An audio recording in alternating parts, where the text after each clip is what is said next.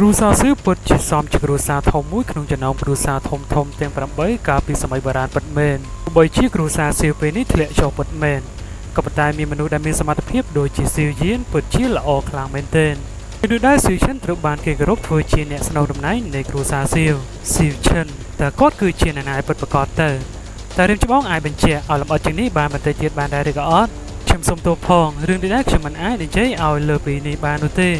ឯងនឹងដឹងវានៅថ្ងៃអនាគតដោយខ្លួនឯងផ្ទាល់តែមិនដែរស្រីចំមកចឹងត្រឡប់ទៅកាន់កោះនេះវិញជាមួយយើងដែរឬក៏អត់តែខ្ញុំមិនទៅ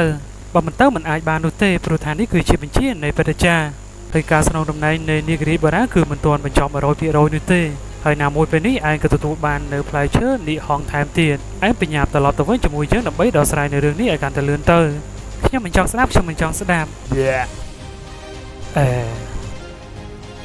បើយោងទៅតាមកម្លាំងរបស់ឯងបច្ចុប្បន្នបើសិនជាឯងទៅជាមួយនឹងបងប្រុសស៊ីយានថែមទាំងជាបន្ទុកសម្រាប់ពួកគេថែមទៀតហើយនៅថ្ងៃណាមួយឯងនឹងធ្វើឲ្យពួកគេមានបញ្ហាមិនខាននោះឡើយ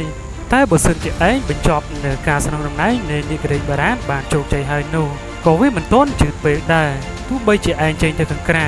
ក៏ឯងលែងជាបន្ទុកសម្រាប់ពួកគេទៅទៀតនោះដែរព្រោះថាកម្លាំងរបស់ឯងកើនឡើងខ្ពស់គួរសមស៊ីយាស្ដាប់ទៅរៀងទំនងដែរនាងក៏ចាប់ដើមដកដង្ហើមធំណាមួយមិនចង់បែកពីបងប្រុសស៊ីយានផងតែណាមួយបើសិនជាកម្លាំងរបស់នាងកើនឡើងបន្ទាប់ពីបញ្ចប់នៃការសម្ដែងថ្ងៃនោះបានជោគជ័យពីណាហ៊ានមករៀបរៀងនាងតទៅទៀតនោះទេ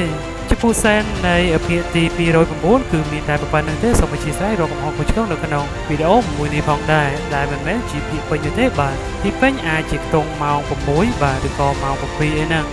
គេបានបកប្រែរៀងគ្រាន់បើពេលនោះគឺអាចមើលបានតែសម្រាប់ខ្ញុំអាចជាធ្វើមិនទាន់ទេខ្ញុំសូមអធិស្ឋានទុកជាមុន